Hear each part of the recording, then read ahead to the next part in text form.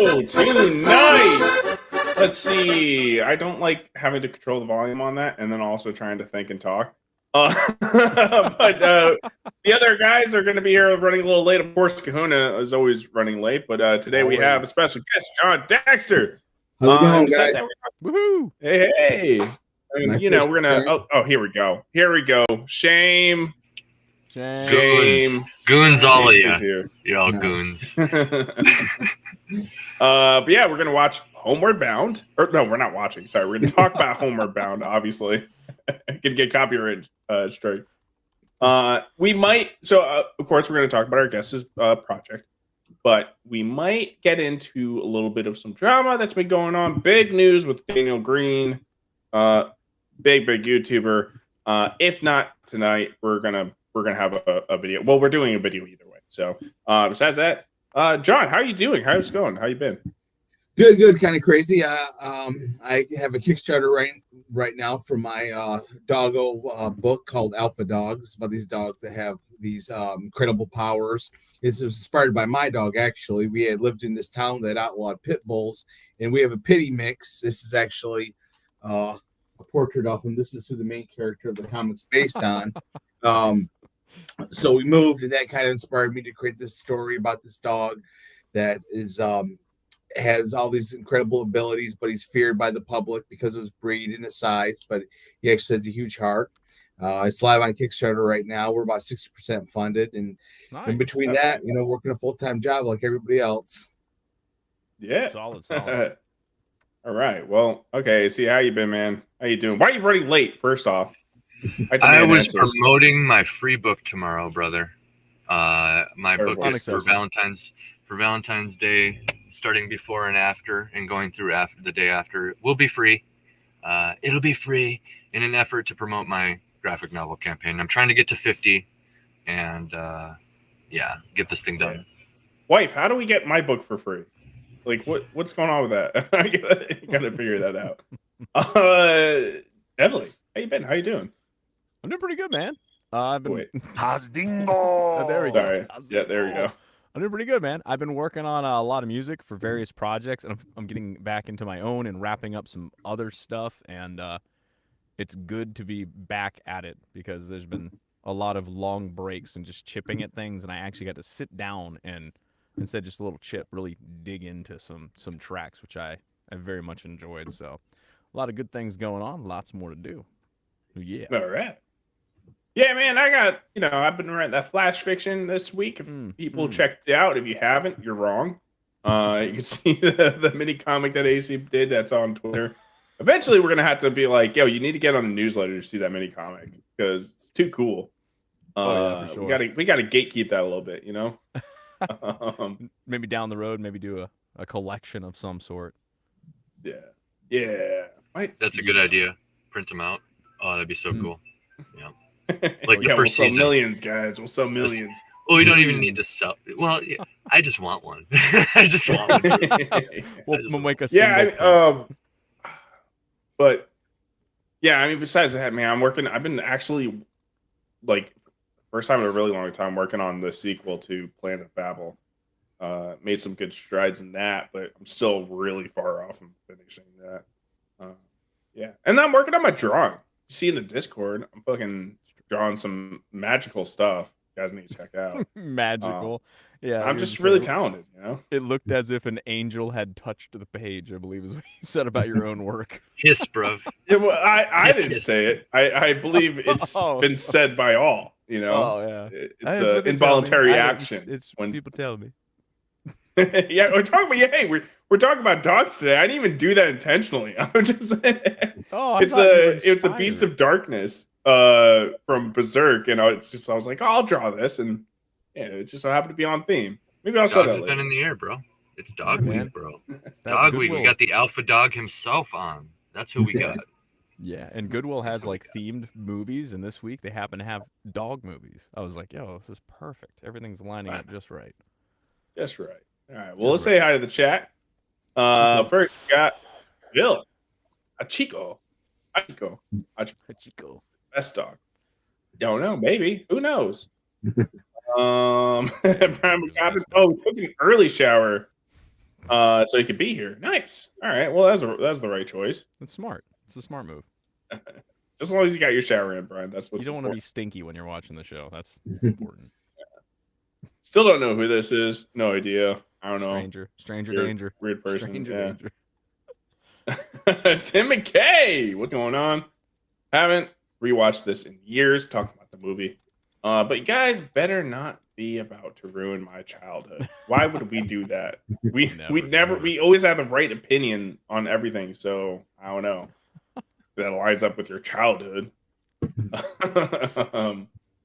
And I think that's about it. Who's in the chat?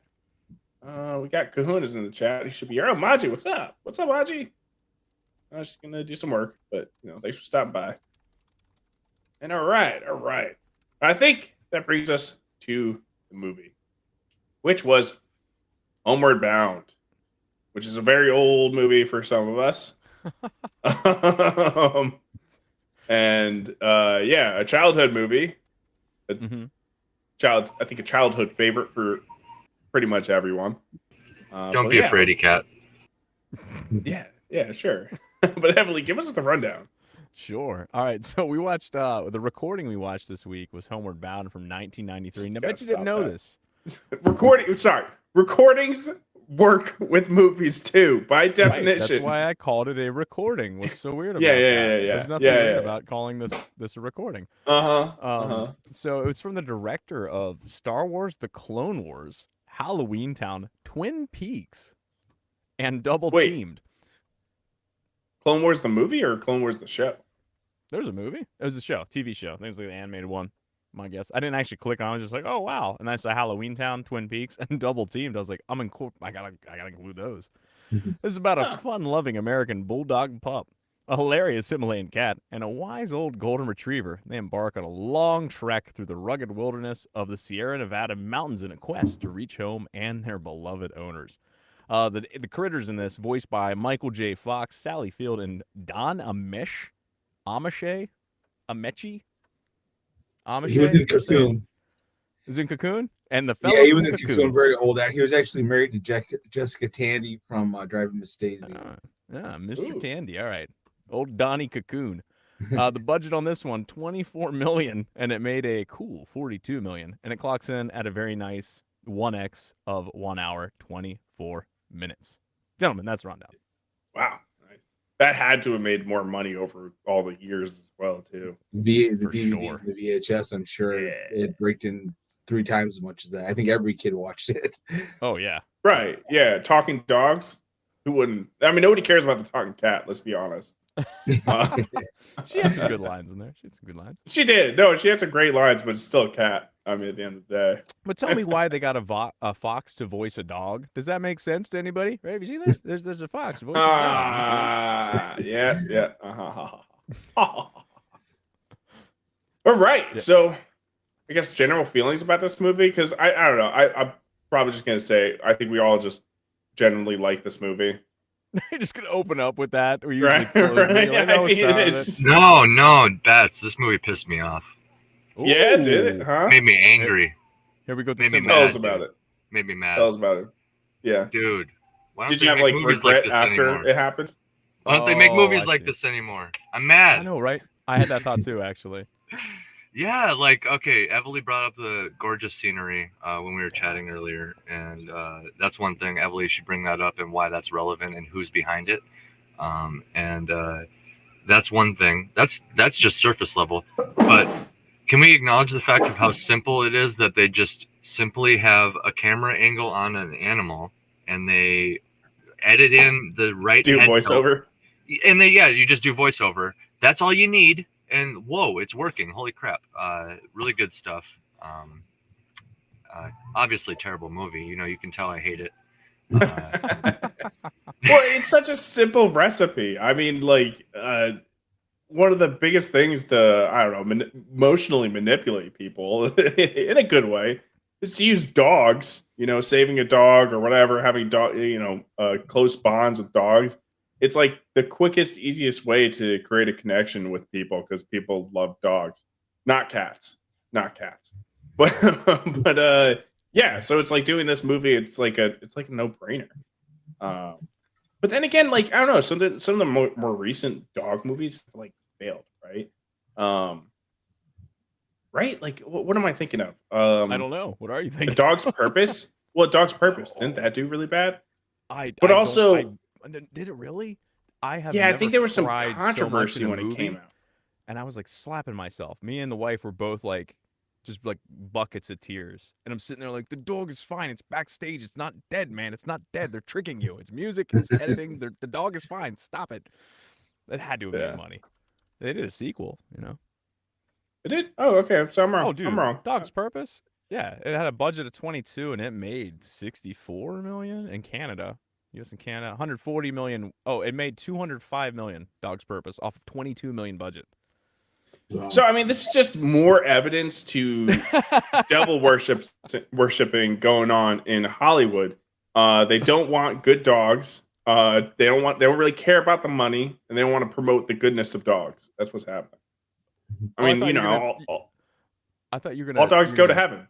Turn tail on that. Oh, all dogs go to heaven. I thought you were gonna be like, oh, this is just more proof that dog movies always make money. They always clean up. They always do well, even recent ones. Was it Marley and Me? Wasn't that on the list? I think I put it, or I talked about maybe putting it on the list. Yeah, we talked for about our poll. But that one breaks rule number 3. It's either my rule number 2 or number 3. So you don't do that. Yeah, we don't want to spoil Marley and Me. Yeah, Owen Wilson led. I don't know if Owen Wilson makes it to the end. That's all we'll say. Oh, my gosh, Owen Wilson. Wow! I thought I'd make it. To okay. So the movie starts off. We're at a wedding, right? Yeah. Tell us a little bit about the scene, Emily. It's basically there's a wedding going on, and Chance is just making a mess of things, and a scene that it was funny because as I'm watching this, I haven't seen this since I was a little kid, and there's scenes that as I'm watching it, it's all in here, and it's like being unlocked as you're rewatching. I was like, oh yeah, like every time something happened, like now I remember as it was happening. And I like that started with the wedding too. You know, good vibes right off the bat. You know, families coming together there, and you get an introduction to the characters that way. And the dog, Chance, is just running around. He's got that monologue about he used to be in the pound and all that. And even though he's part of a family, he's not really part of a family. You know, so he's just causing chaos. He starts eating that cake, and then he throws up the cake. Yeah, he's chasing the cat and all that sort of stuff. But yeah, the cake scene is the one moment from that sequence that as it was happening, I'm like, oh, yes, I remember this. Because even as a kid, it kind of grossed me out a little bit.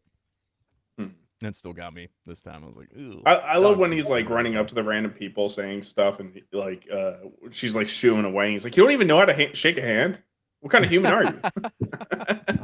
Yeah, there's so many little quips like that. And a movie like this has to, I feel like the little quips for such a simple story, that they have to be there, and it has to be constant throughout it. And I think they did a pretty good job maintaining that style and that amount of one-liners and pace throughout the entire movie. They don't really ever let off of that. The dogs and cat are always kind of commenting on whatever's around them with these little silly jokes, and you know. That's because back in the day we actually had writers that focused on writing.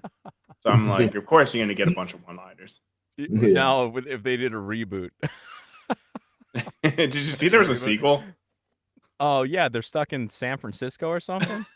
Actually, she was like, I like that so much, I might watch the next one. I don't remember it very well. I was like, all right, I don't know who's in it. Is it all the same cast?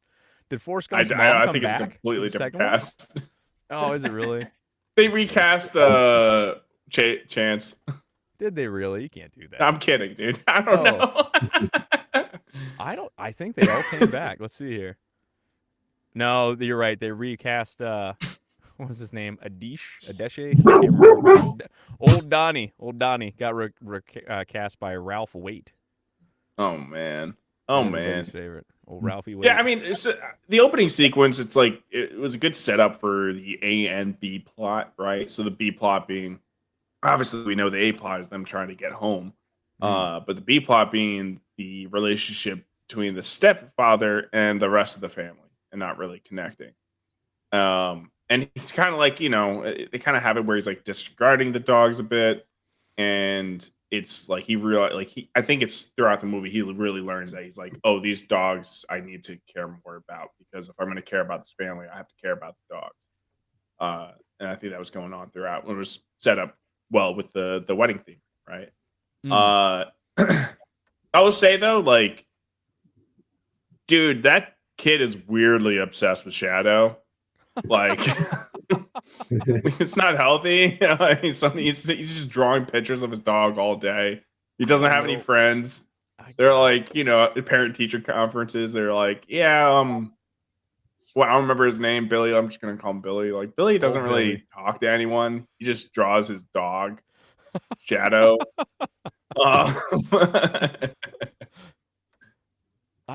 It's hard. Like, whenever I was a kid, we weren't allowed to have a dog.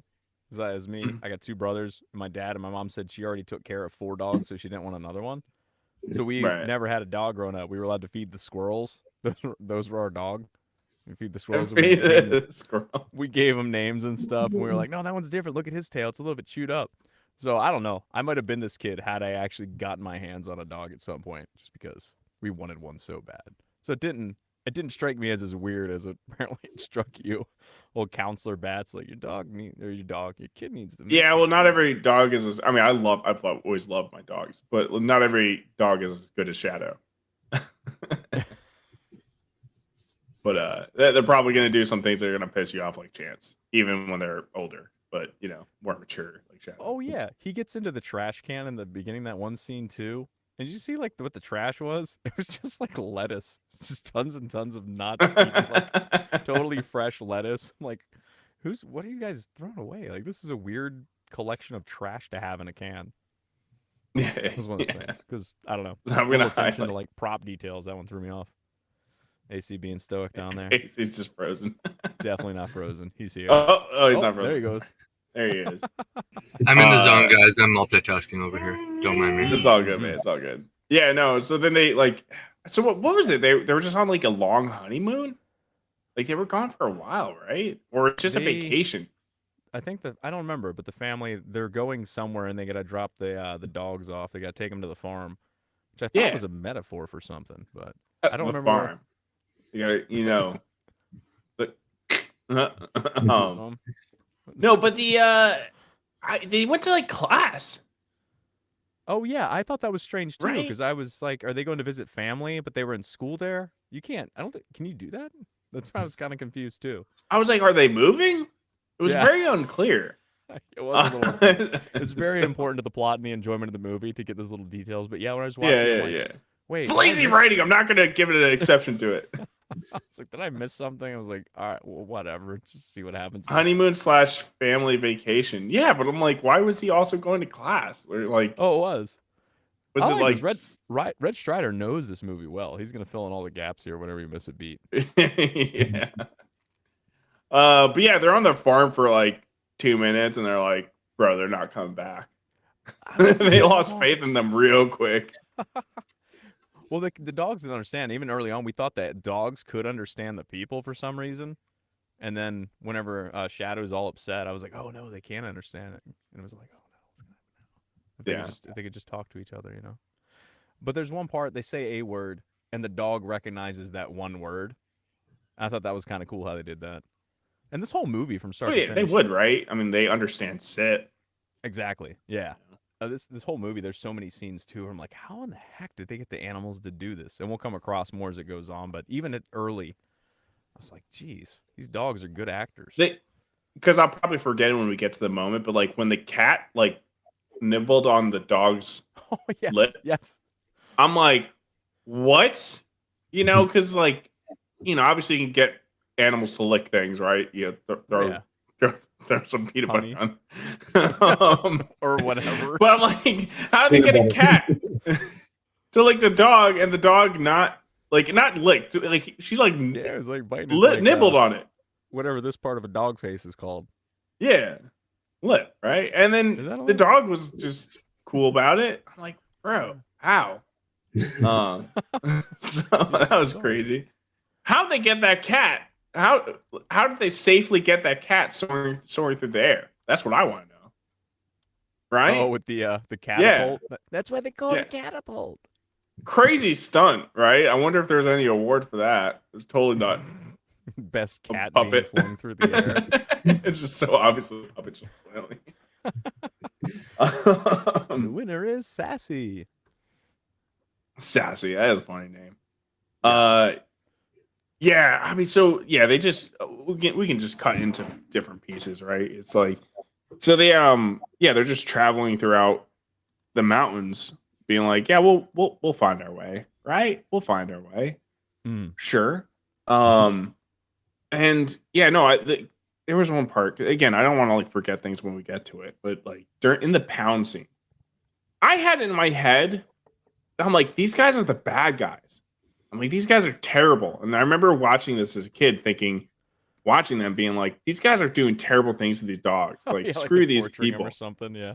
Yeah, and then rewatching, I'm like, bro, they're here to help. Like, these are the good guys. Like, for sure. It's just kind of funny how you perceive it when you're younger and you're like, terrible pound people, terrible. Yeah. It is funny to go back, watch these and scenes like that. He's fat. Perception. He's got to be bad. He's fat. Yeah, that's got to be it. Any scene, like even as soon as they leave the farm, even the farm itself is beautiful. And any movie that has scenery like this, I don't know, that covers a lot of ground for me. If something's pretty to look at, I'll forgive other little issues like, wait, why are they in school? Things like that. I'm just like, oh, wow. Look at that sweeping landscape. That's so nice. So traveling in the woods, they come across the skunk. How do we feel about the skunk scene? I remember it being pretty great when I was a kid. I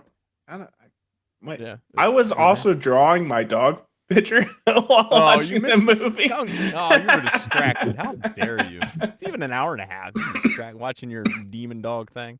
The skunk scene, I don't know, it didn't have the same weight as it did when I was a kid. It's like, oh yeah, that's cute. But it was one of those moments as you're watching this movie, like I think it's pretty entertaining for a grown-up to watch, but I'm like, this would be such a great movie to watch with a little kid.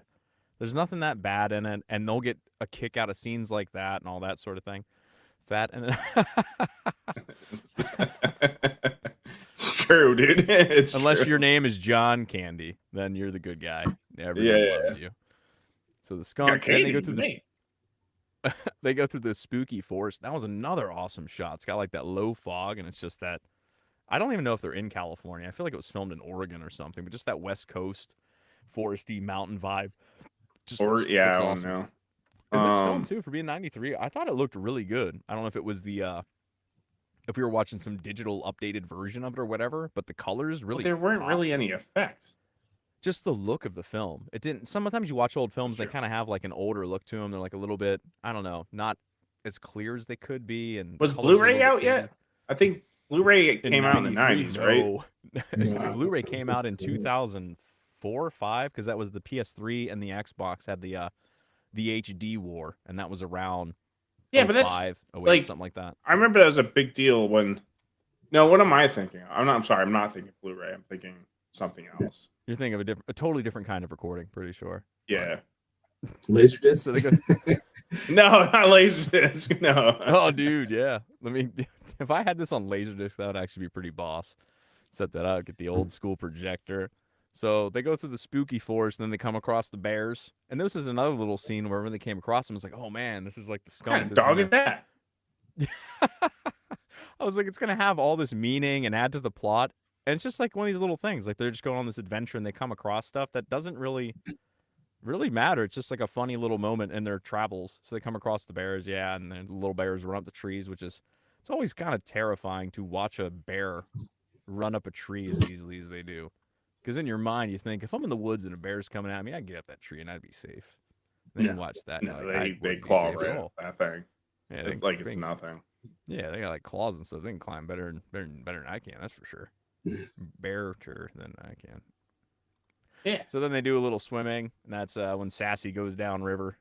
Which it's pretty terrifying. I remember being like traumatizing. A little traumatized. I remember being harrowing watching that, and it was. Don't even get me started about the porcupine. If that's an it's coming. We're gonna get you started. A little body horror in a minute, AC. A little bit, yeah. So that scene was, and I thought this was a movie, but I think it might have been Milo and Otis. Was it? Which one was the one where they're sending kittens over the falls, and they're like sent 8 or 9 kittens, and cover them? I think it might have been Milo and Otis. It was. I don't know what you're talking about. Yeah, throwing cats over a waterfall. Yeah, they're like. Sounds like a great idea. But sir, we can't retrieve these kittens. He's like, get the shot, kid, and they just keep sending kittens over the waterfalls. And I was like, holy crap! I mean, hey, nod to the shirt. It sounds like an Always Sunny Philadelphia skit. You got rats in the walls. Well, you send a cat in the wall. Cat's gonna kill the rat.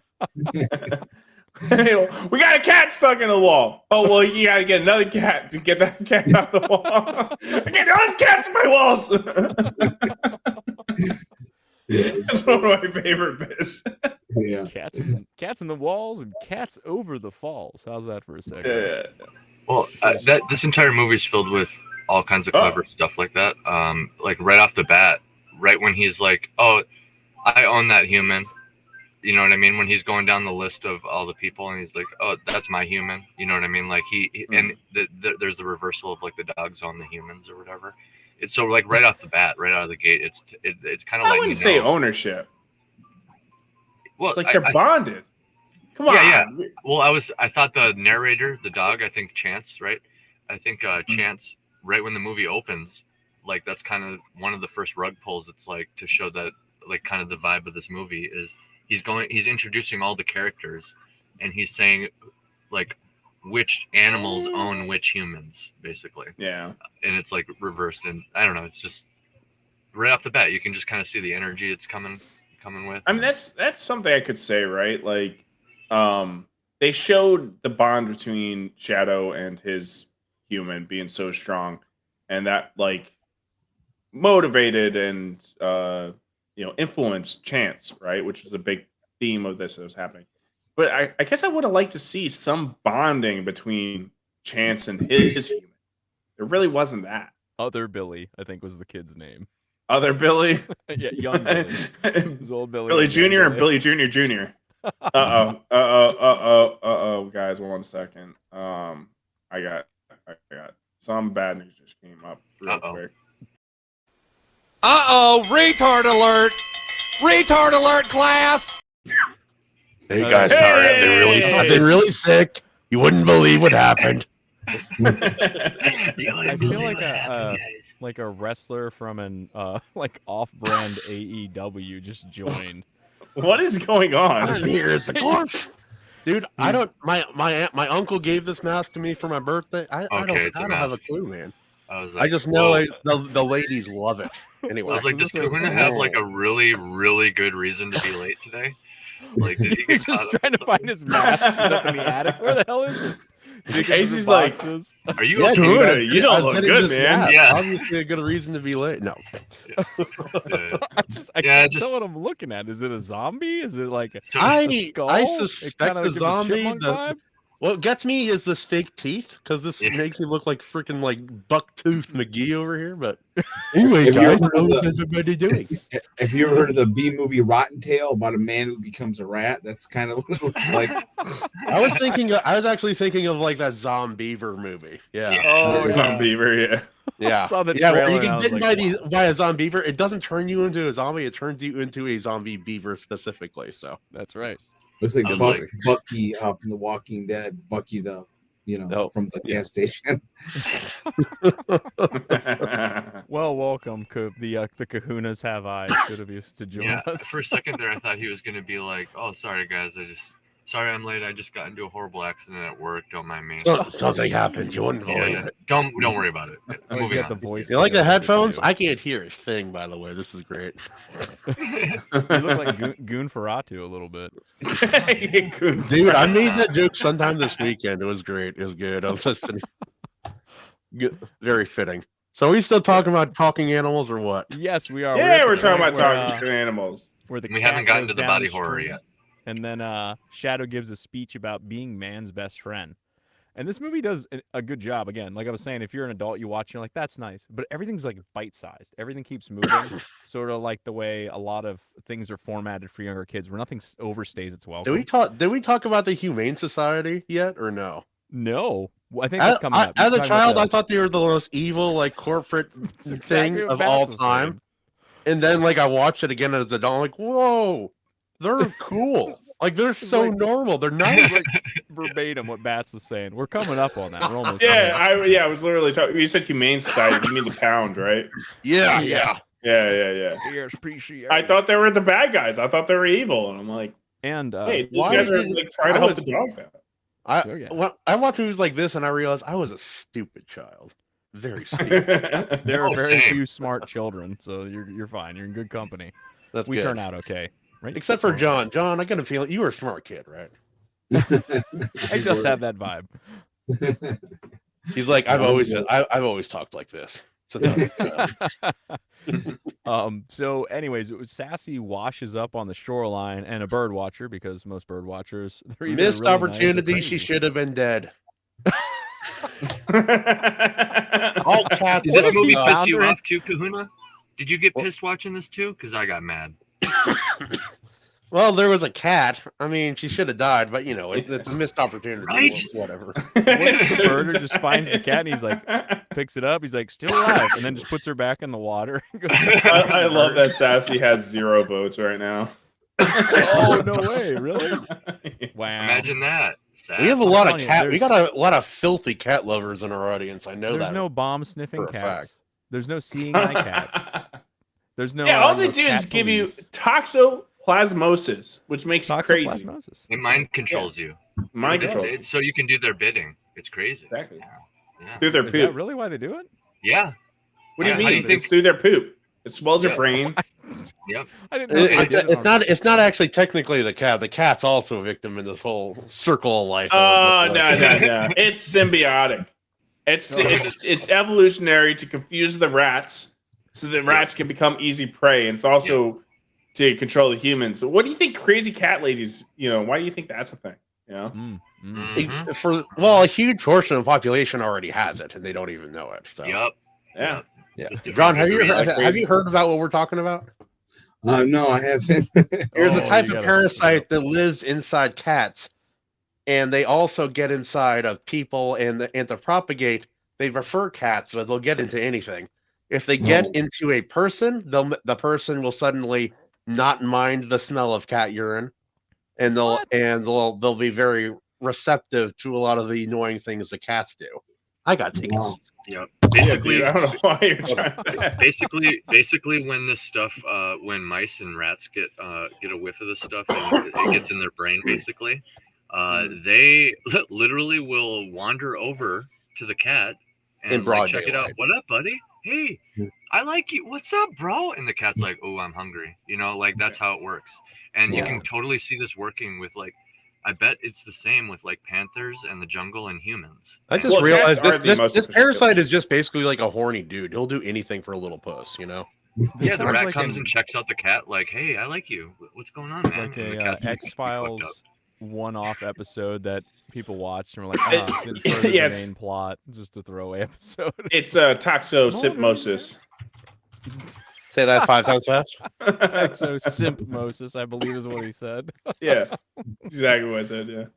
All right, so the birder finds. I love how Joe's like, yeah, I am pretty funny. Yeah, I think we all agree. It was a good line.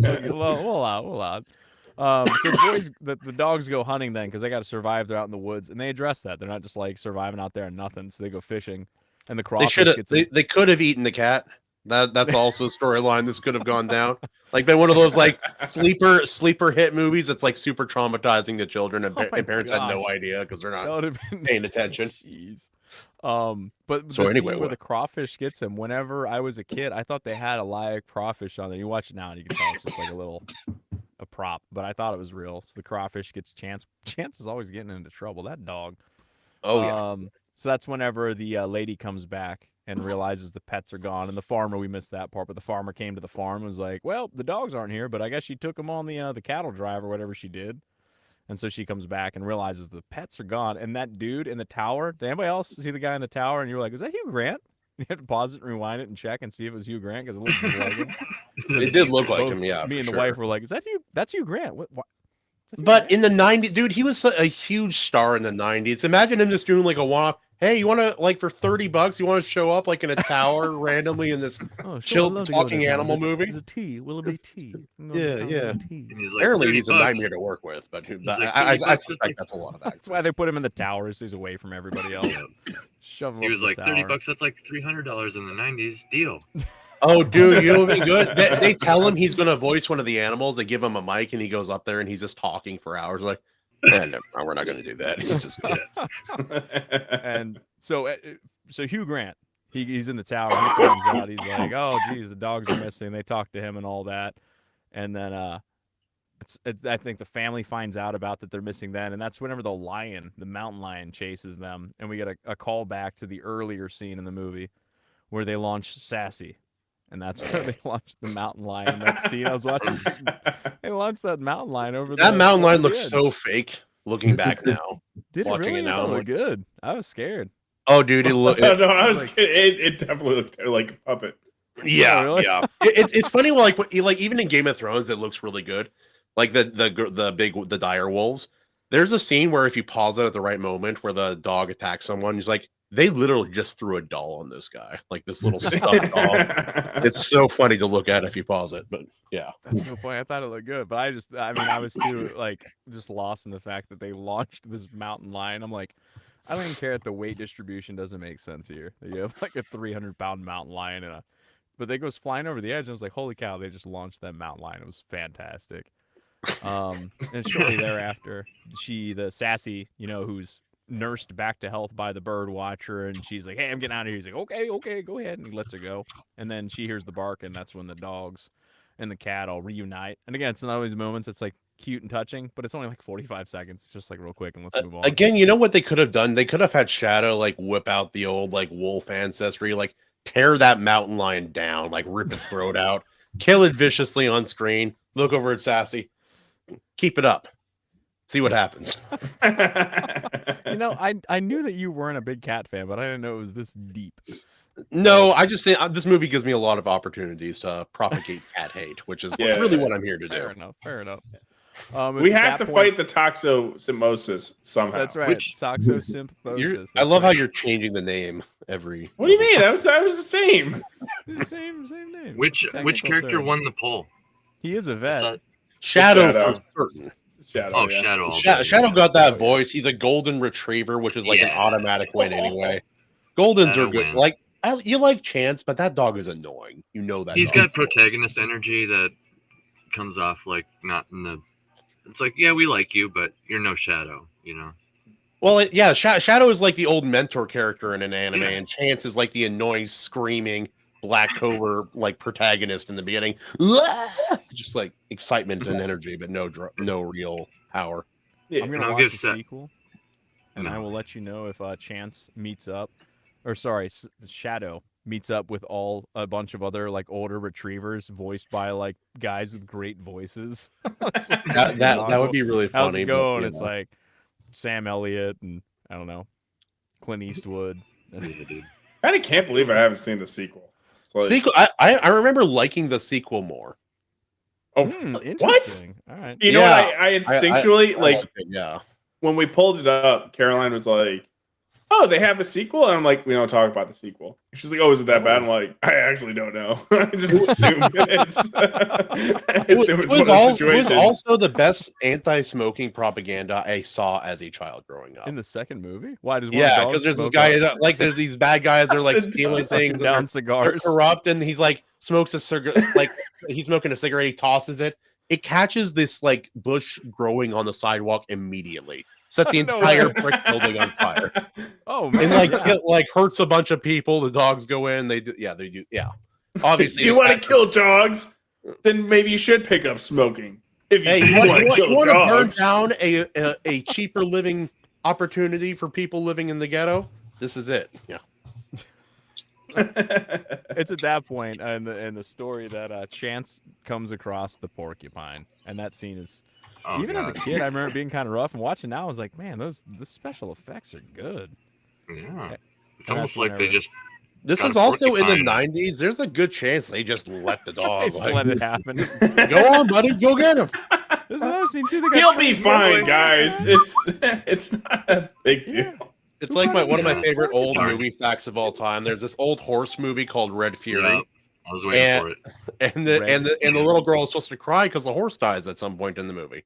And so they tell her on set that her mother died for real. Oh no! To get her to cry and react, and that's the scene that's in the movie. Oh my gosh! That was so savage, dude. Your child acting is so messed up. You know what's messed up? Like the movie that it suggests after this movie was like a bunch of like dog dying sad ones, like the red fern or whatever. where the what red fern grows. Yeah, and like I think Marley May too. My dog Skip.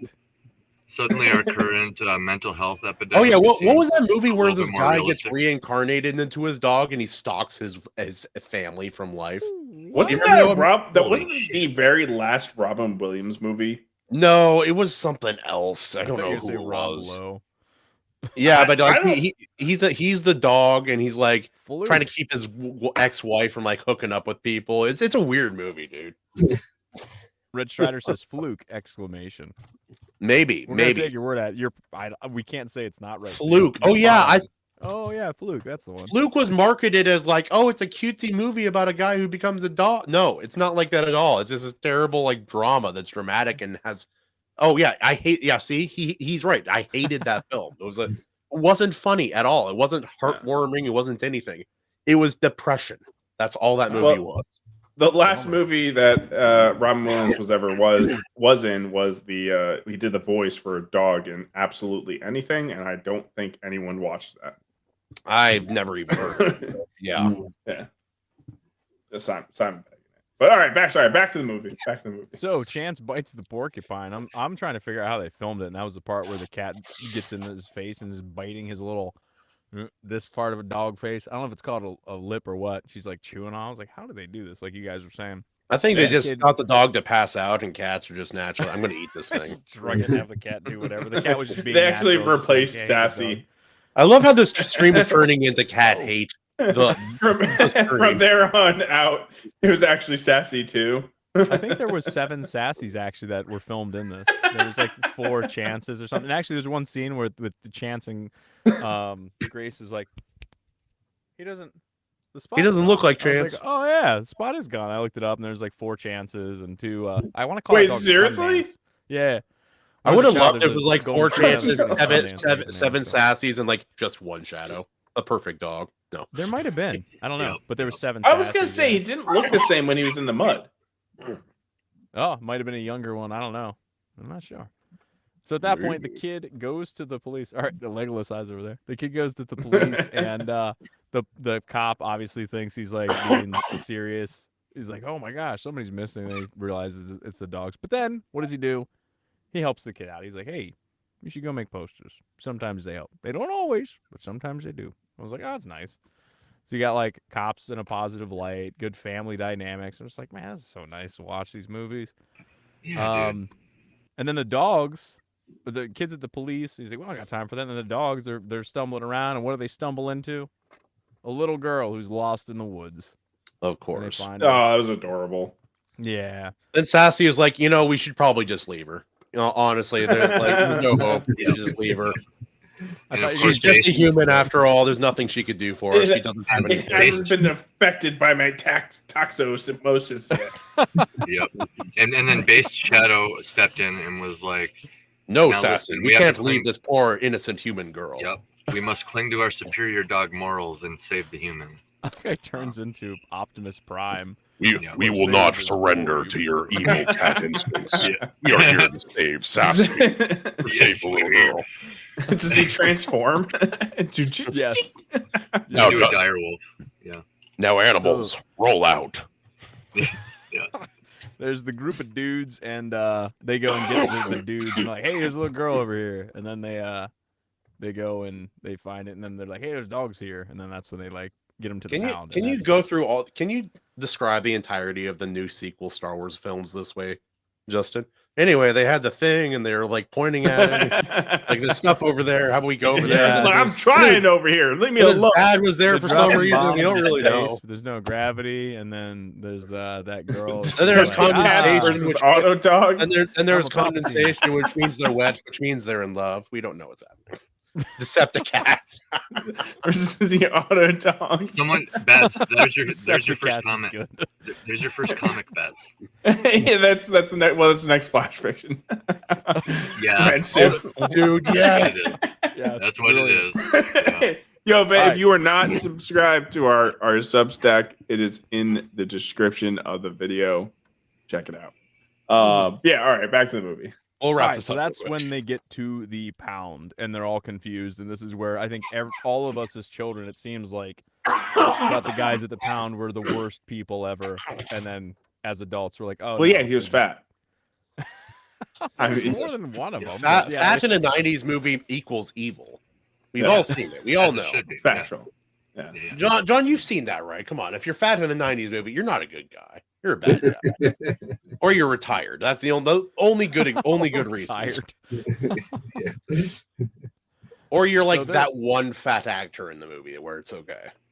Yeah, we All said right. John Candy was the exception. Yeah. So Sassy- the cat gets them out of the pound Yeah. because it's an evil cat tricking the Mhm. dogs to Mhm. not be with the family anymore. Mhm. And they just missed the family by like a second. Yes. The cat knew. To be clear, Cat we knew, want yeah. everybody to know. The cat knew. The cat. Yeah, the cats always know, unfortunately. Yeah, Well, that- Edward Snowden was there. He's released the documents. The cat knew. The cat knew the whole time. Sound weak. Everybody's talking about how the birds are fake, and nobody even bats an eye at the cats. So Oh, and It's they like had the this bird is all watcher. just Oh, a dude. psyop to distract us from the fact that cats were evil the entire time. There's Is more to it the a bird coincidence? watcher than we thought. is it a coincidence that cats, like one of They're- the main controversial topics they talk about is how many birds they kill? That sounds So- like propaganda to me to make you I mean, not birds like don't it. really exist. So Well, yeah. bird watchers are actually surveillance for maintenance. Yeah, yeah. Christ Holy almighty. shit, dude. So We they all dig fell- under the- we all they fell dig for under it. the fence to get out, and you're like, are they gonna make it? Or they're not gonna make it? And then Chance gets caught. Chance gets caught. He gets caught, and then he escapes, and then they all escape. And there's that moment, like, oh, and again, it's like that whole thing with little kids. Like, there's a little bit of tension there, but it's not too much. You know, they like, all right, mean- that's enough, and then they get away. Let's just skip to the trail. The end. The train. Sorry, train Oh, yeah. scene. Oh, yeah, Right. the train's next. They escape and they go to the train. Yeah, that's right. All right. Well, yeah, because that scene, like, first of all, there was like tension about is cat fucking Sassy. Is she gonna make it? She gonna get run over by the train? Oh my Oh, god, yeah. it's so unnecessary. Trains then- are big, man, they're big. I was This- more of the mind like, don't tease us, just let it happen. Let it happen or no. Don't just like put it out there just to let us wonder. No, Almost. real thing or commitment or nothing. Think of all the birds they could have saved. I just... But no, so I mean, this I think is imprinted in everybody's memory. When Shadow falls into the mud and he can't make it out. Traumatizing. Is that not? More Yeah, trauma. was that not imprinted in everybody's memory? No, and he like Yeah, it gives was- up because he's that old. was that place was. filled by I will artifacts never from, forget it. I always remember. Never Yeah. ending story. The porcupine thing was the most drilled into my memory, and then there's Yeah, some yeah. from the water scene with the cat. And There's for some me, of it's that. it's the dog vomiting the cake. That's what stuck with me the most. Ugh. What are we revealing about our personalities here? Well, okay, so does anyone else remember? Because like my wife thought so too. I thought they had a scene of Shadow crawling out of the mud. No, Ooh, they not- they don't show you. They just show that he did make it out. They don't show how. Well, yeah, I know. Well, obviously, he makes it out, or else it doesn't get to the end. It's like that. It's like the end of the movie. They go over there. He's just dead. And there's like a note from the cats, like it was us. But, Yeah, dude, it's a Yeah, a DeLorean, right? Like Yeah. Bernstein Bears, Mhm. Bernstein, Yeah. Kit Kat with the dash, right? Isn't that called? A I mean, DeLorean? I think the way that they did it, either way, whatever my Mhm. memory serves, it's like that was the best. Like, did he make it? Megalodon. He's old. Spoilers. He ma- There's a very similar scene in the sequel film as well. Oh, Oh, don't tell me God. this. We haven't seen it yet. There's a Stop Yeah. cat that. wedding. What the hell? Oh, yeah. I He falls said in a spoilers, sewer. and there's a twist. So, But yeah. you said spoilers, and then I didn't have time to like take my headphones off and just get spoilers. Well, just telling us that there's a twist Oh, is a God. spoiler. Yeah, yeah. It's true. I didn't think it mattered with this film. Man, I need to see a comic with the Auto Dogs and the Decepticons. I know, dude. It's so real. Holy crap! And I need to see like a fantasy version of this, like that's just as ridiculous of an idea, where they can have like wizards and stuff.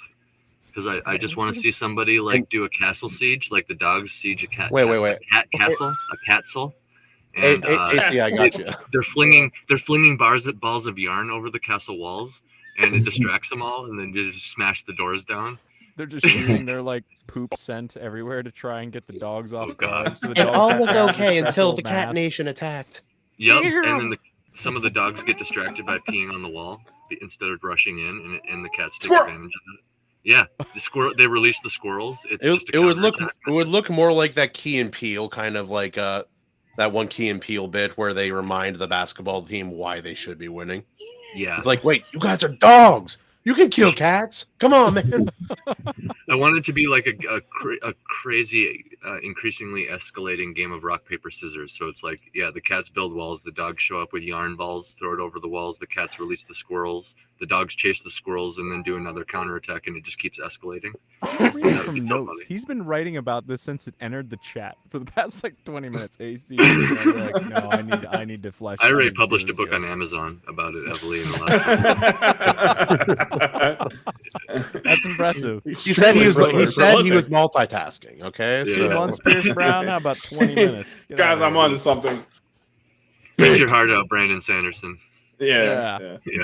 So Chance yells at Shadow and gives him an inspirational speech. So you get that little switcheroo because it was always the other way around, and he encourages him to get out. Come on, old man, don't be a bitch. That'd be a twist. He gets to there and he starts berating him, gives him the military, turns into a Arlie Ermy from Full Metal Jacket. We're all coughing. What the hell, man? I know it's bad. I'm not coughing enough. I'm gonna get on that. And then you see Shadow, like he finally gets the inspiration. He has his anime moment. Like he's right at the top. Then you see the freaking Sassy come up, put her claws on his paws like this. I saw it. Yeah. Long live the king. Flying him all right, so then we got our little soft, squishy moment where they're all like, "Oh, we're with the pets again. We're a big, happy family." Yeah. Yay. All right. What's your overall thoughts, Kahuna? You and I were talking about this earlier, and I don't really agree with you. Like you said, there should have been a more gay representation in this movie. And I have to be honest, I'm just not there with it. I personally agree with you, Bats, that there should be. I support you in this. Yeah, I know. Well, I was preferring the gay over the bestiality that you were trying to promote in there. So hey, now just because. Okay. That, sir. Sir, no, that was private. That was. Oh. All right. I like the film. It was fun. It was less sad than a lot of these kind of animal movies tend to be.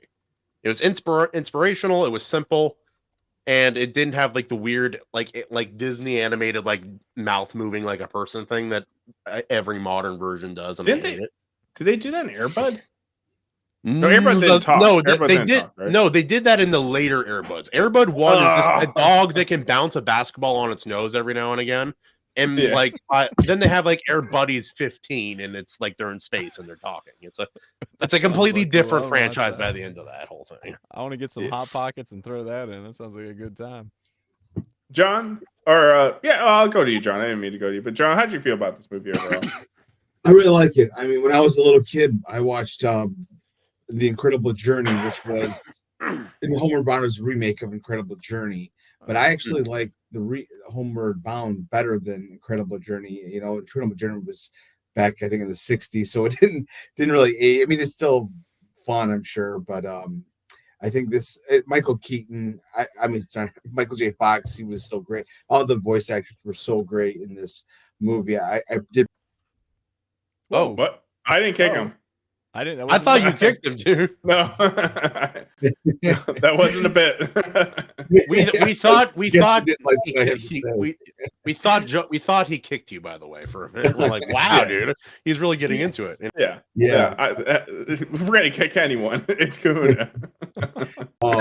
So in the book and the original movie was a Spuds MacKenzie dog, which they switched out for this one, which is kind of interesting. But I really enjoyed it, Homeward Bound.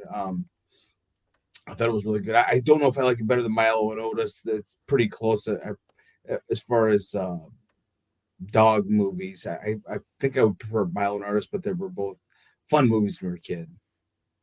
Yeah. All right, AC, how did you feel about this movie overall?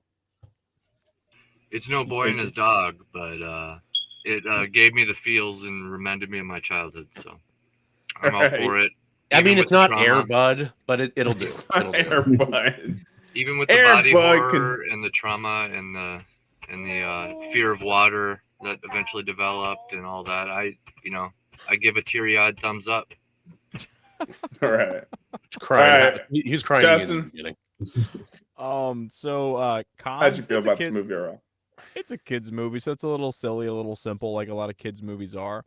And a lot of the moments are just there for the sake of being silly. So if you're gonna have any negative, I guess that'd be it. Pros, you got cat and dog humor, which is always a good time. It's like it reminds me of Cats and Dogs, which is another good movie, even though it's got bad CGI. I love that movie. Kahuna, have you ever seen Cats and Dogs when you were a kid? Isn't that where like the cats are evil masterminds and the dogs are spies? Yes, and the cats have seen that movie. The cats have zero redeeming. That movie's a masterpiece from beginning to finish. Nothing which should be changed. Just bad. Yeah, why'd you trap me in here? Because I hate you. Because I hate you. All right. So also the German Shepherds are obviously all like the spy puppies, and they have like that one regular puppy that comes out. What about this one? Yep. Why do all these basset hounds look so weird? Anyway, cat and dog humor to me, it's like, I don't know. I love dogs, so it's always fun to watch that. And some of the lines, it was nonstop, and the banter between the cat and the dog was enjoyable the whole time. When Chance is eating that shirt, and she's like, "The boss is already dead."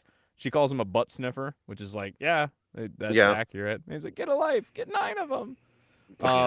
That's what I call it, a catapult. Beautiful scenery, no family drama, which I appreciate. Usually the family has to have some falling out. There's gonna be some drama to create. No. Bad things have to happen in stories. I hate it.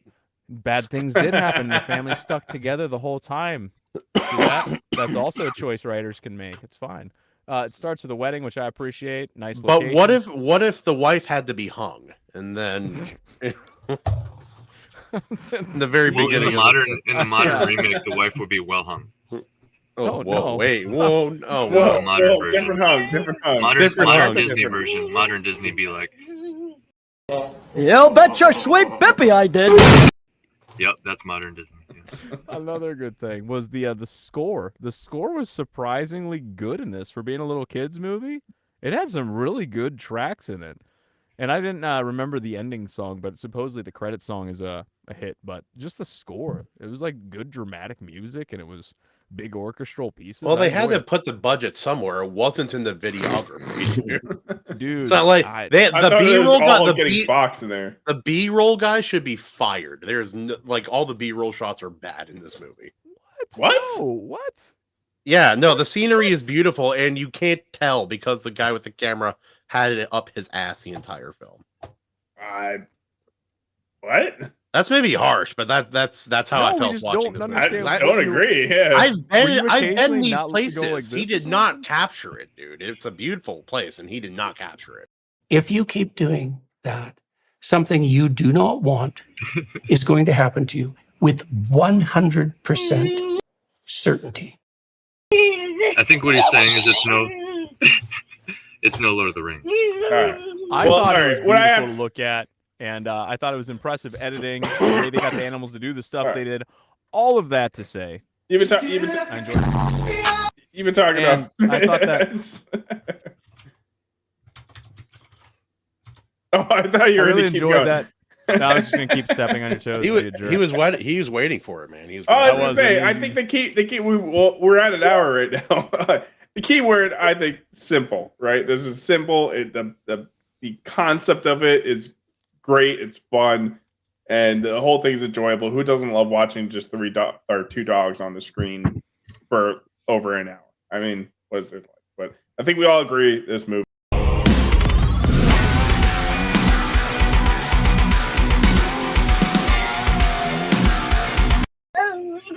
All right. Yes, sir. What? Absolute floater. Absolute floater. Absolutely. That was the movie. And we have a project to talk about from our guest, John Dexter.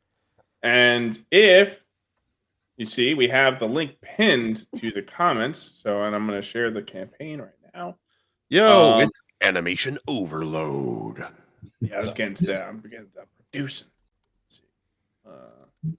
Alpha dog. Yeah. So do you want to talk about the project, or do you just want us to get into the video first? Oh yeah, we might as well get into the video to set it up a little bit. I can set up a little bit first. So at first there was issues 1 through 4. That was the first volume, and now we start with the new storyline of this issue 5, which you can get all 5 of them in the Kickstarter. So we started out with the first 4 with the dog Buck, who has been on the run his whole life with his owner and this kind of older, grumpier pit bull from mercenaries that are attempting to kidnap the dogs to manipulate their powers. The 2 dogs can heal from any wound. They're smart enough to understand human speech. They have a heightened strength. One of the mysteries of the series is how the dogs got their powers in the first place. So we pick up with this new chapter, and we can show the trailer to see where we're at. This is like super Homeward Bound. I wasn't the dog that you wanted. I was the dog they needed.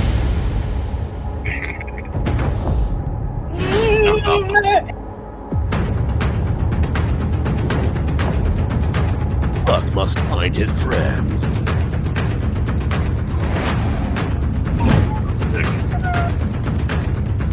Before their enemies do. Yo, Chase got jacked. Yeah, dude, these are great.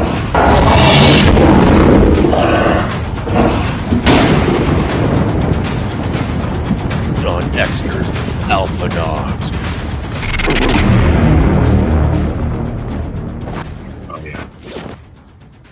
I like how that one dog was just a werewolf. I like it, dude. Yeah, it's this hybrid dog that can he's got red glowing eyes. He can run at really high speeds. There's each dog with their own individual powers. It's kind of got a theme of abandonment. So the dog Buck, who our main character is the white dog, who was inspired actually by my dog, as I was saying earlier. Nice. Him, like any owner, believes the dog believes his owner can do no wrong. And after years of being, living this very secluded life, the owner kind of gets swept off her feet by this new boyfriend of hers. And she does what she's never done before. She introduces him to the dogs and divulges the secret of their abilities. But little does she know, he already knows of the dog's powers and has concocted this formula that once in possession of their blood, he can create his own dogs with their own distinct abilities.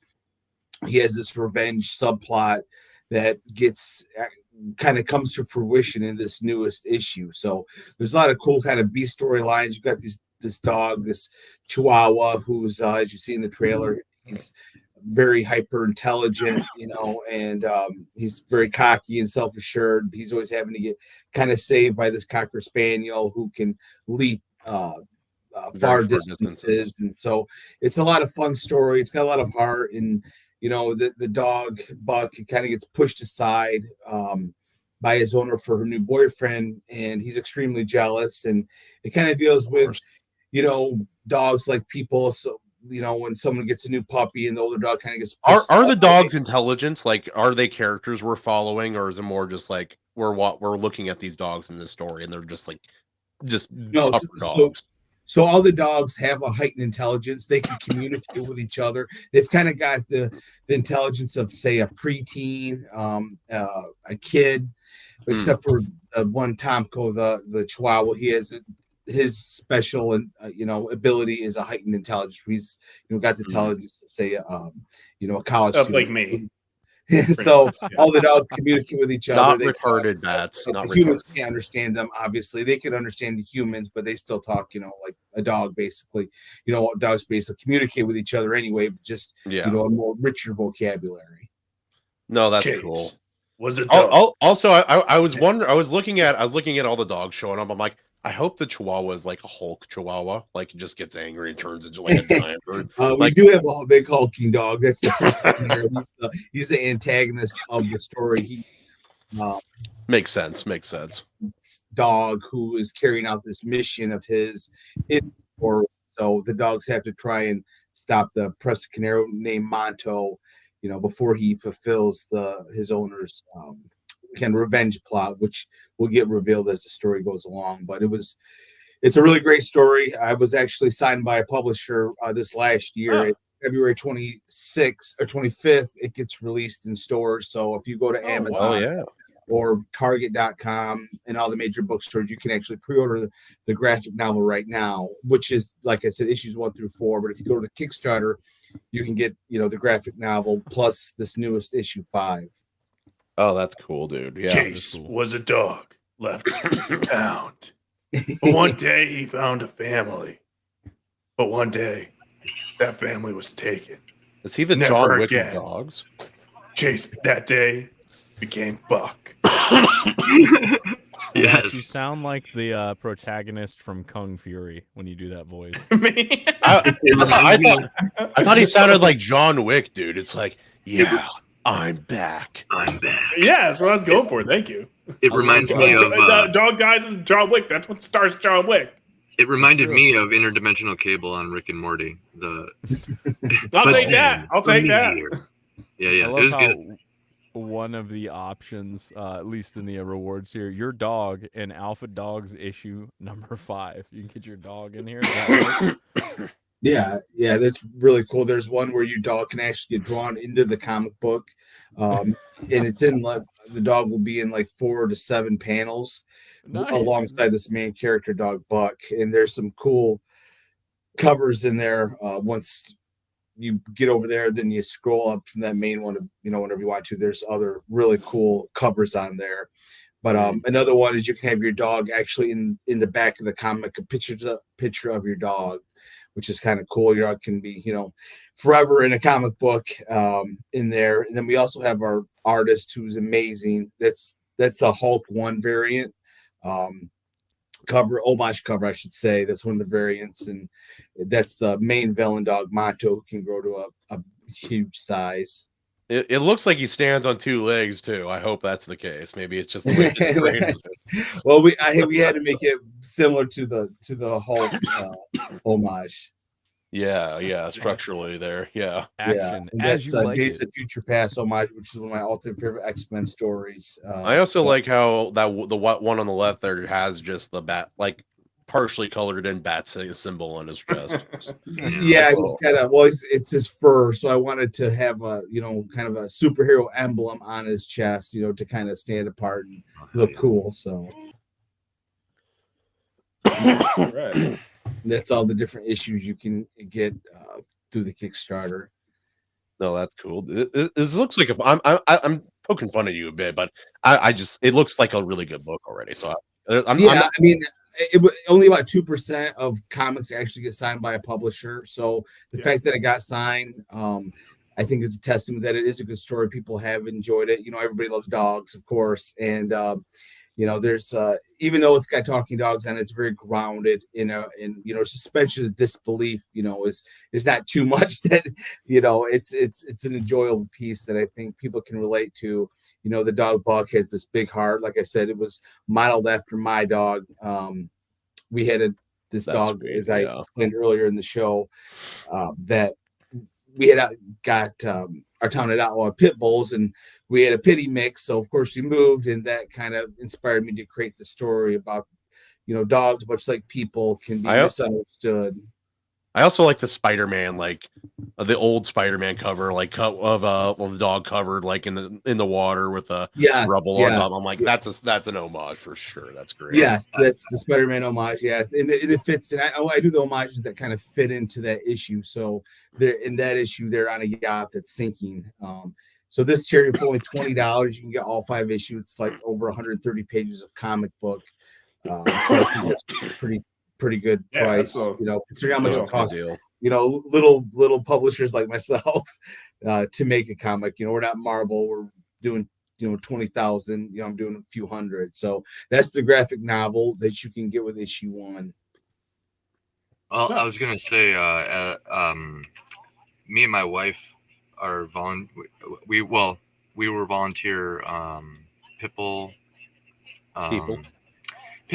Yeah, fosters for Unbreakable Pitbull Rescue out of Minnesota. Oh, that's awesome. Yeah. So, happy to have you on, man. It seems like you have like kind of this dog-centric mindset going on. You mentioned pities a couple times and stuff like that. So, yeah, that's what the dog's modeled after. The dog's look is modeled after our pitty. We had a white pitty. I showed the picture. I can show again. This is, if you look at the white pit bull buck, this is who it's modeled after. Oh, we got it upside down. I know Spider-Man upside down. down. That's who his look is modeled after. And in the issue, there's a tribute page to him because he actually passed in 2023. I'm sorry, man. It happened. I was almost 14 years old, you know. Our dog was the exact same as that. A lot of those bigger dog breeds don't survive super long, which is always disappointing. I mean, our Goldens lasted like 16 and 17 years. Oh, wow. But that's pretty rare. Really? That's exceptionally rare for a golden. Yeah, they have like an expiration date more than a lot of other dogs. I'm like, shoot, they don't 8 or work 9. You're lucky. In that bundle, you can get all my comics. So I'm also the writer of Dime Store Detective. It's a supernatural crime mystery series that's really fun. If you like True Detective, Stephen King's, you kind of put them together. You kind of get Dime Store Detective. There's 4 issues of that out currently. Then I have a science fiction kind of buddy comedy comic book. The first issue of that is out as well. That's a lot of fun that you can get during the campaign. Yeah, no, I like the look of the Dime Store Detective there. I can promise you'll really enjoy it. That actually got signed as well. So when that becomes a graphic novel, that'll be published in stores and stuff. I mean, not to say it's going to be in a lot of stores because nobody knows me from Adam. Pretty much, I started out at Kickstarter, so in 2021. So I'm still building, readership. But it is going to be in stores, and it's on Amazon. Alpha Dogs is currently on Amazon. But it might be worthwhile to hit up some of these more notable pit bull rescues and just let them know you exist. Slowly working my way into that. Yeah, because they each have their own audience and stuff. So I mean, absolutely. Just them mentioning it, I don't know. Yeah, I've been kind of avoiding that. I was because I'm so busy just getting via because it's just me but social media. But yeah, I've been starting to do that, working myself into that because that's a excellent idea to kind of connect with them because pit bulls do have a better reputation, and that's the picture of when you scroll up that was Pig. His name was Pig. That's a good boy. You could tell. Yeah, he was a really good boy. That's who he's modeled after. My hope is that the series can continue and kind of be, his memory kind of lives on. Would be kind of in the comic. Yeah. No, there's this old artist I met at Emerald City Comic Con like a decade plus ago.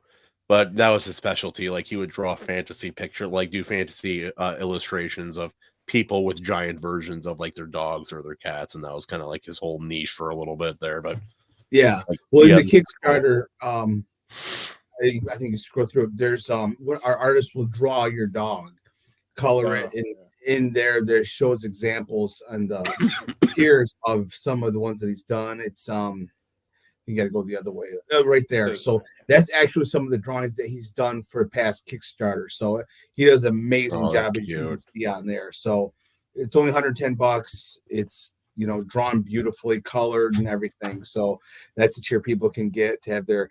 It doesn't have to just be their dog. It can be their a cat, iguana, whatever you want. So it's emotional support ostrich. Yes, hermit. Yes. He'll do that too.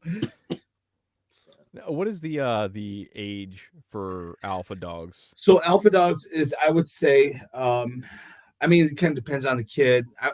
I would say 12 and up, just because there's no swear words, no nudity, but the dog, Buck, the main character, he does get shot, but he can heal, so he heals instantly. We start up on issue 1. He's seemingly left dead on this beach with bullet. He'd been shot, but he pops the bullets out and heals. And then at the end of the issue 4 of this new first chapter, we circle back and find out how we ended up there in the first place and who shot him and everything. So that's the worst. And you've got the Monto dog, who's a pretty mean dude. So it's there's some violence in there, but like I said, kids. It's also cartoon. It's also cartoon violence in a way, a little bit. Well, no gratuitous violence. It's like the dog gets shot, he leans over. Yeah. Well, I mentioned that They just thought a because couple some bullets could people take me. might be like, "Oh, dogs! Oh, I can give this to my little like 6-year-old or something." And it's like it's got some violence. There's some blood and stuff, and people getting hammered. Yeah, the kids are a lot different than when I was a kid, so they probably are. I mean, they're exposed to 10 times worse. This isn't Watership Down. I think they'll be okay. Kids are freaking watching Squid Game. Like, they're watching like Hamas videos, recruitment videos. They're watching Hassan Piker watch freaking Hamas propaganda. Well, I wasn't sure what to make of this the first time I saw the trailer. I was like, okay, is it like, I don't know, I got almost like a Disney cartoons kind of vibe when I was a kid, like a Darkwing Duck or something, and I wasn't sure, but then I saw the blood. I'm like, wait, it's a little bit more intense than that, and I wasn't sure, but I read the first issue, and I thought it was pretty good. It's definitely, like you said, more like, right around teenage. I think kids would be good with it, but a little bit younger is probably fine. Pretty darn good. I wasn't sure what to expect. Saw the superpowered dog, and I'm like, I like dogs, but I'm not sure if this is for me. But it was well written and well put together and good art and all that good stuff. So John, I'll do you a favor. I'll ask the question he's not asking, which is when is the dog like mid-fight castration happen? We need to know. Say when is well, it? Kids want to know. He can heal from anything, so even if he gets castrated, he'll just grow back. So dang! He always has the balls. Wait, is it? Well, what if it's like Wolverine rules, where it's like he can't heal wounds before he got his powers? Something like that. No. So he's always part of his backstory. Oh my god. Yeah. That's why he becomes a super. That's why he becomes a super villain. The Pound has his balls. The main good dog has balls, and the bad one doesn't. And that's you can do tail cropping too. He puts up his paws. They fixed me. And I'm they took everything from me. He's at the vet, and he's like, "Well, there you go, snip." And then they grow back. He's like, "What the hell?" He just has like a pile collecting. He's like, "I don't know how to charge you. I technically do it again. I eat them 70 I times, eat them like oysters." What's this going to do to the economy for vets? Because transplants are going to be much easier now. Oh my god! You think the rubber bands hurt? I just do that for fun now. Oh my gosh! Yeah. That's always the first question whenever a healing factor is brought up, isn't it? It's like, well, couldn't he just like sell his tails as novelty like souvenirs or something? Just signs them. The black market of you have a bunch of dog balls attached to people's car keys. Is that what you're talking about? Or on the back of the trucks, they're the real deal. Come on. Well, what happens? Wait. Does the balls grow from the main body? But what happens? The balls heal too. They grow another dog from that. They grow another equally confused animal. These are questions. He's like, I wrote the thing and I've never considered any of this. This is the dynamics of the testicle healing factor. Yeah. Mine. You guys are. Yeah. Well, it's like you ever see Mallrats? Years ago, yeah. When the character meets Stan Lee, and he's like, I gotta ask, the thing, his dick. Is it rock? Or the Hulk, his dick, does it also grow? It's like, why do you keep asking me about this? I know, right? It's like the ultimate power. You're right, but it's like the same thing with fantasy stories. As soon as you introduce passive, like, seemingly innocuous effects, which they're not really in the long run, like flight, healing, resurrection, invisibility, these kind of things, it immediately opens up the door to a bunch of questions. Yeah. Well, yeah. I mean, even like a lot of things do water magic where like they just produce water out of thin air, and it's like, well, you do know then like nobody's gonna like starve like because they can constantly water crops. You know what I mean? No. I mean, I guess. Yeah, I know what you mean. Why are you thinking about the economy, guys? Think about the economy. Okay. Anything else you want to mention with your comic before we? I think we're going to cover one of the topics we mentioned before, but no, I think we're good. All right. So again, guys, I would just say if people want to know more, they can go to the Kickstarter, check it out, and if they want to watch the trailers. They're all great trailers for each one of them. So you go to my profile, you can go back and watch the trailer for issue 1, 2, and 3, 4. They're all really great trailers that kind of give you a good idea of what's in store. All right, awesome. Yeah, again, guys, it is pinned to the chat, so please check it out. And yeah, all right. So we have some things. Where's I haven't used this in forever. I gotta use this again.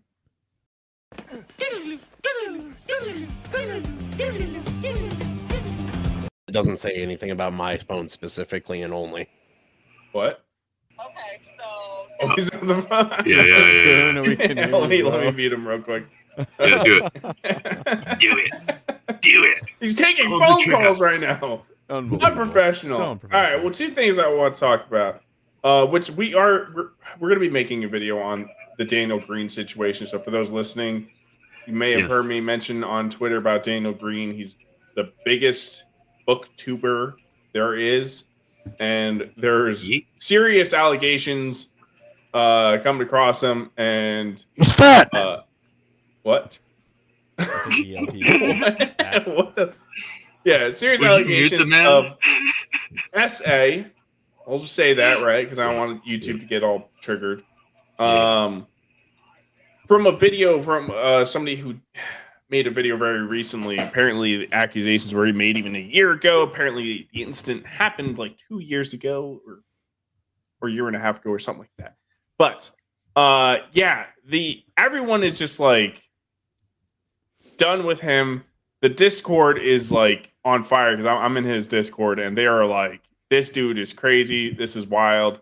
But we have opinions because it's like people are watching a different video than we are. The chick making the accusations, I mean, this doesn't mean that she is right or wrong, but she is a walking red flag. Just take 2 seconds to look at her. And that's what I'll say before we're going to record a video to come out. So keep your eyes open for that, basically. But I think I want to talk about USAID a little bit.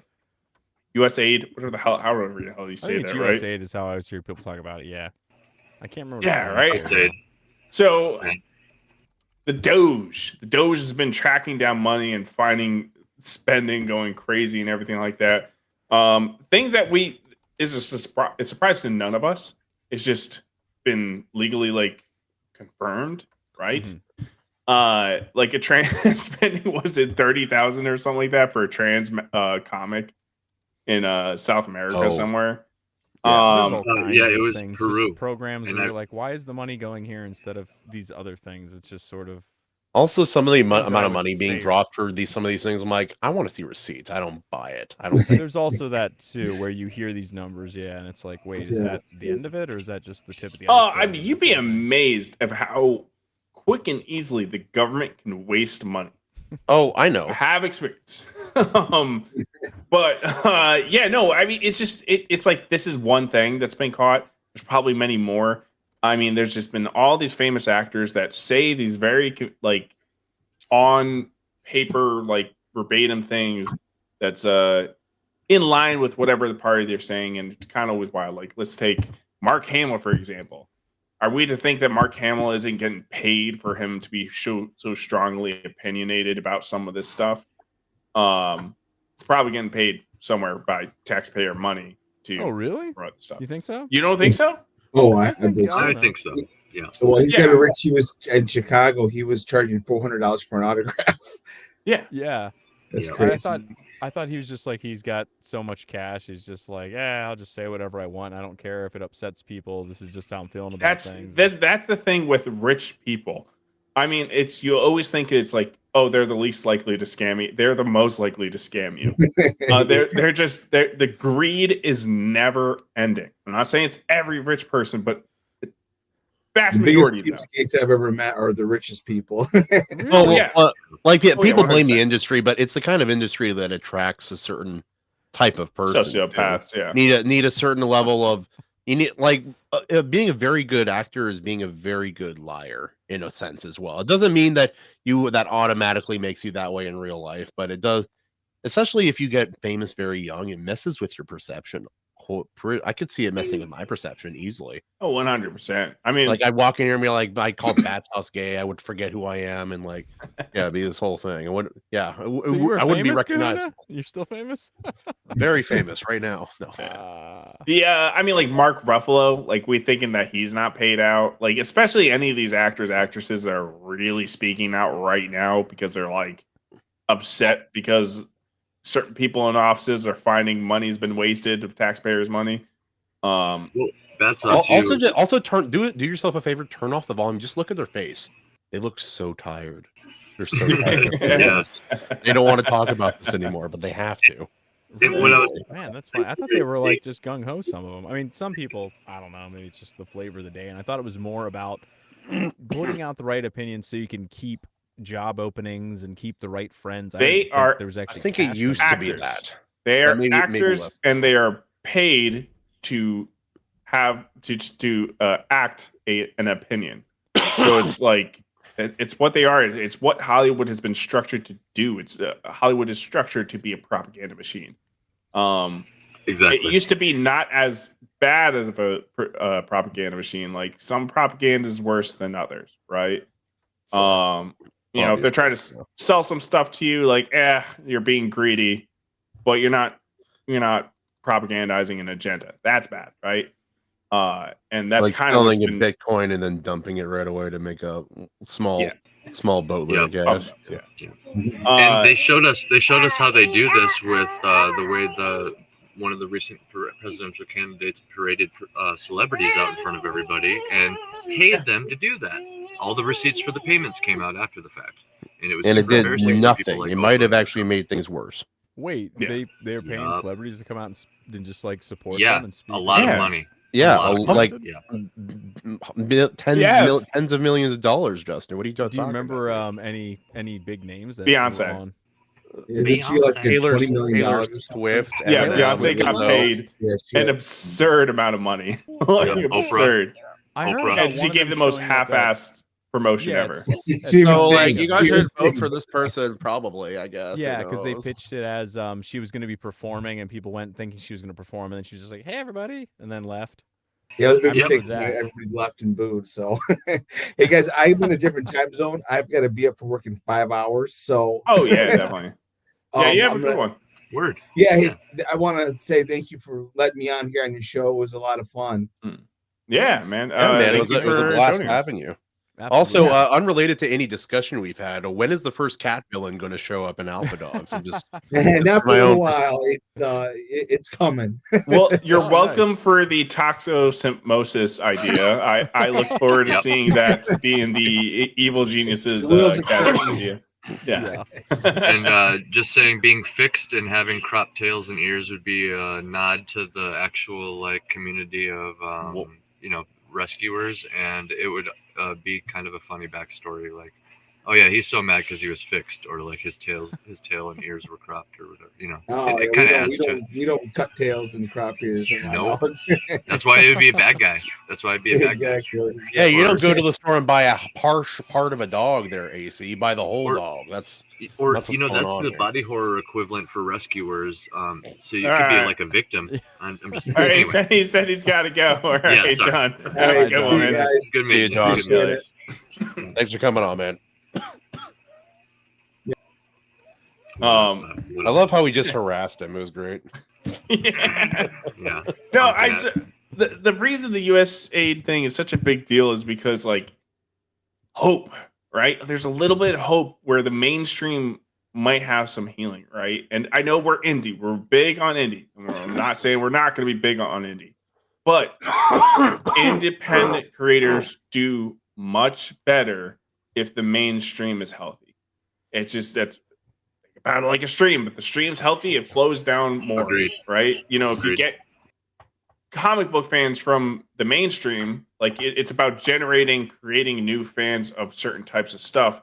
And some of those people, percent, right? Depending on how big that percent is, even if it's small, some of that will trickle down into the independent people and start taking chances on that, right? And I mentioned it's like Eric July is like an outlier. Him, being so successful in a time like this. I I think a lot of people had similar type of success, right? Where it's like they kind of benefited being like the counterculture, right? Right. And I think Eric took that and was able to move forward and kind of do something more with that. But yeah, I think for a majority of independents, it's going to be a lot better if we have a healthy mainstream. So that's exciting. Is this going to happen necessarily?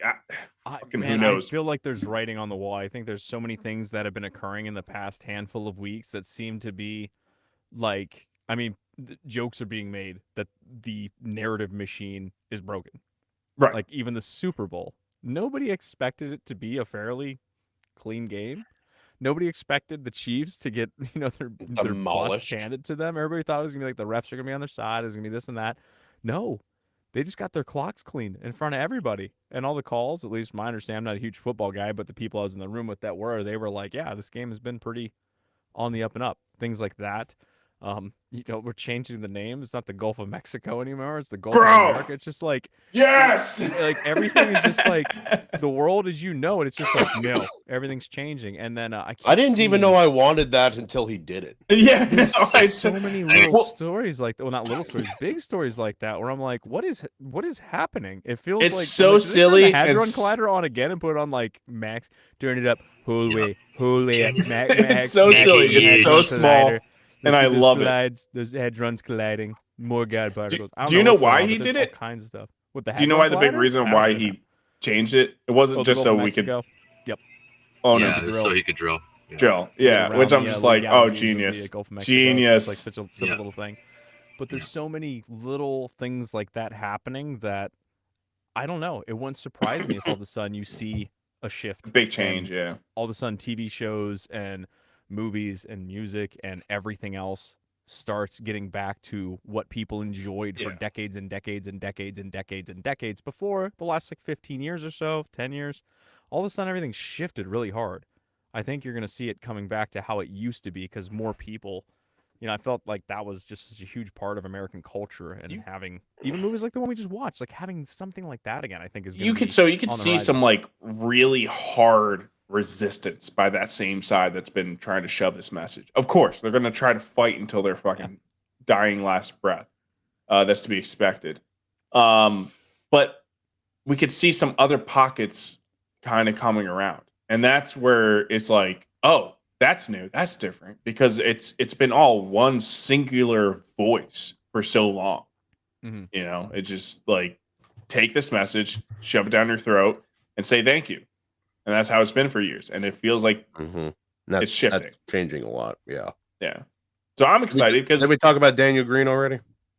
I briefly mentioned it. Well, I kind of said how like I feel like we're gonna make a video about it, right? Yeah. And plus I need a bit more information than what I currently possess anyway. Yeah. Well, so like he has the main video, or there's the main video of that chick talking about like the horrible things he did. I think we should probably EFAP it, which it's like half of it is just her crying for 15 minutes, which she also chopped that up and edited, which is like some serious emotional manipulation. And I couldn't help but laugh because I'm like, you kept this in, like you know what you're doing, right? It's just like all the people. My basic stance is innocent until proven guilty. I was like that with Neil Gaiman until I looked more into it. I said, "Oh, yeah, never mind."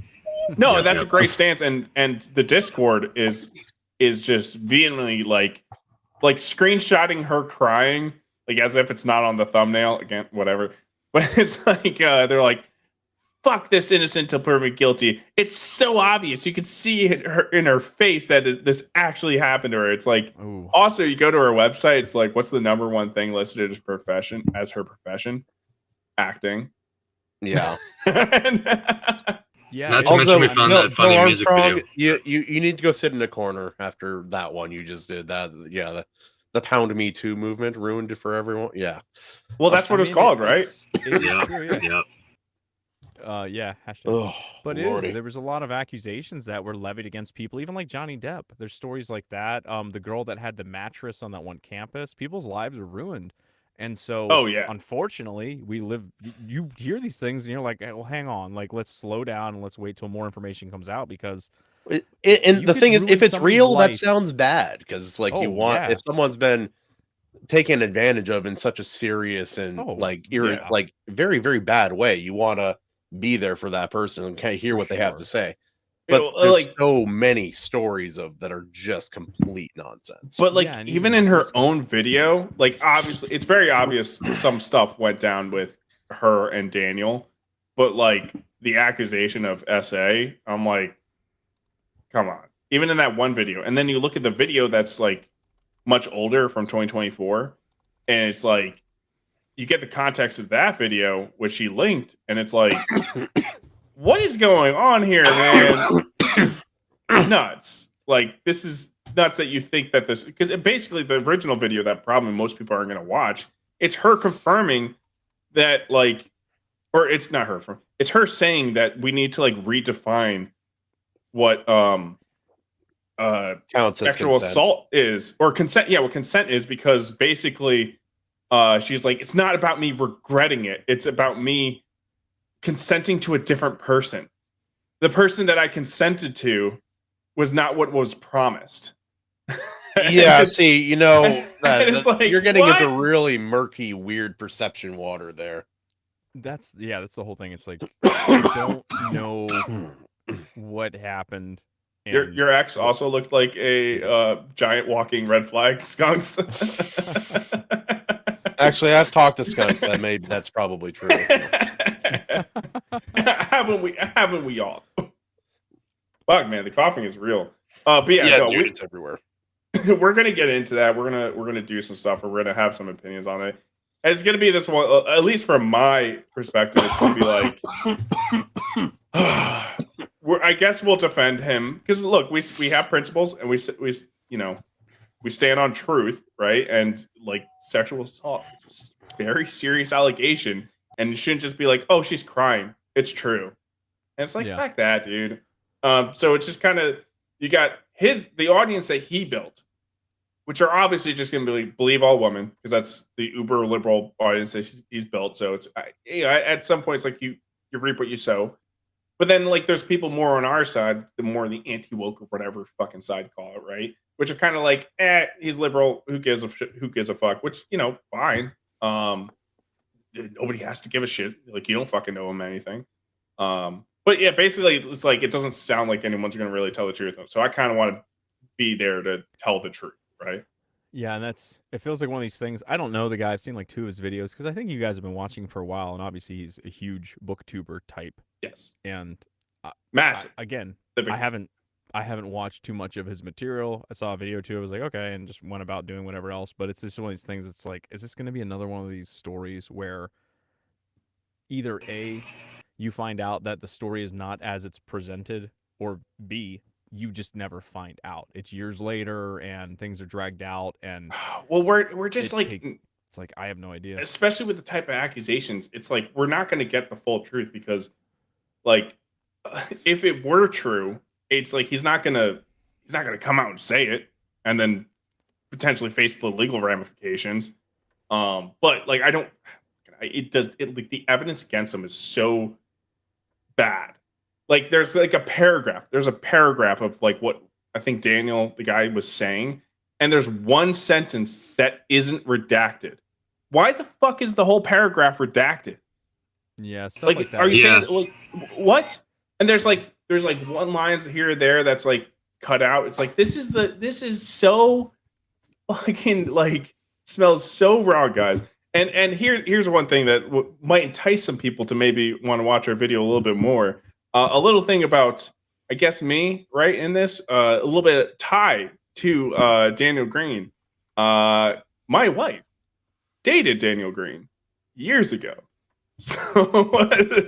So I have a little bit of inside information. Oh, yeah, that's an interesting wrinkle. Yeah. I asked her if it's okay if I mentioned it, but yeah, of course, I can get into a little bit of that. So I know a little bit of insider information, which has kind of always been an interesting fact. So you know what this means? This means we can do another special, and I can do another cold open for Iron Seas Does Journalism. Yeah. Yeah. I can Like, do I'm another thinking about like Iron being like super clickbaity. It's like, you know, putting like my wife like dated Daniel Green or something. I'm not gonna do that, but you know, it's like my truth, my story. And then Kahuna does the same thing, except it's Leslie, and he just has Leslie on camera. Yes, Leslie dated Daniel Green. Yes. Yep. Oh, I just cough farted. Oh. We didn't hear it, so well done. You're a pro. I gotta find the best clip now for that. You Iron are the Seas hero. does journalism. You're born to win. Yeah. Oh, don't we just use the same? I got my guns. Coming blasting. Oh no! I was really nervous about that one actually because it's guns. That's why. Well, I mean, but we got me it seems, on every single episode with these two guns. You know, so that's what's true. the problem? That's true. I think that's why we slipped through this time, and it was fine. But yeah, I'm gonna try to avoid gun scenes from now on. I was psyching myself out a little bit with that clip. I'm gonna be looking for something though. Yeah. I don't know what the theme should be though. Should it be like just we can talk about that after. We can talk about the sausage. It's something I kind of really like because this whole like news stuff is very saucy, right? So that's awesome. But yeah, I kind of want to get into it, but again, I'm like, I'd rather just do the video because I think we're gonna EFAP it, right? That shouldn't take too long. And because it's like it says like 35-minute video, but it's not 35 minutes worth of content. So yeah, we'll have that coming out. And we'll be the first on that scoop, essentially. Not the first. Good.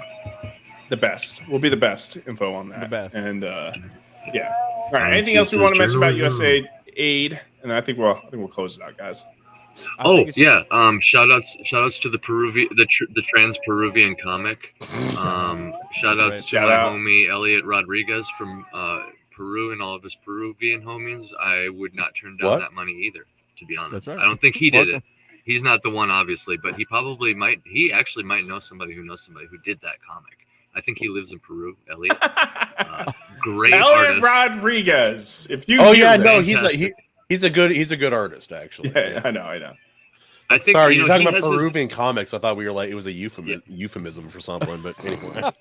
Well, it might be now, unfortunately. I mean, it can be moving forward. Just letting. Yeah. That comic looks Peruvian, if you know what I mean. It's the new term. Instead of you saying I got fired, you'd be like, oh man, I got Peruvian comic. Oh man. He Peruvian comic all over my wife. What? Oh god. Well, all right, boys. I don't know what that means. Yeah. What do we want to say? I think it's time to sign off. I think so. Before we all cough ourselves to death. Yeah. I know, right? Get Fuck, in the it's so bad. Substack. Go read about Ryan Sue. Read the comics. Yeah, okay. Yeah, guys, seriously, if you're watching this, if you're this far, you are not subscribed to our Substack list.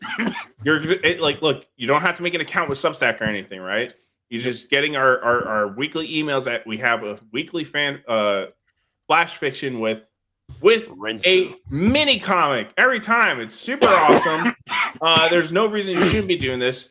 And also, you know, we're trying to keep up to date with other projects and try to get some news on that. So and we'd like some information. So you want to tell us, hey, we got a project releasing this week or something like that. We're probably going to be willing to put that in the newsletter. So do yourself a favor and subscribe to that. Anything else, guys?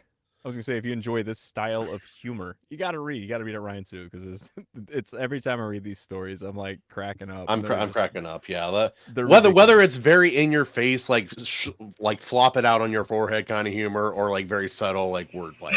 It's all there, man. It's very, very good. Yeah, definitely worth your time. Check it out. Yeah, Moggy, don't miss the show. Don't go to work next time. Don't miss the show. I know, right? I was gonna be like, oh, I got news for you. I was waiting for it to pop up in here. Oh, one last thing. My book is free tomorrow, everybody, for 3 days. It's free. Time for Valentine's Day. Yes. Nothing more romantic than orcs, death, lizards. Send a message to your Valentine. And literal dead stories of mortal descent. Send a message. Send a message. Send a message. Tell her how you two can live forever together. All right, everybody. That has been another episode of the Iron Seas. What a great show.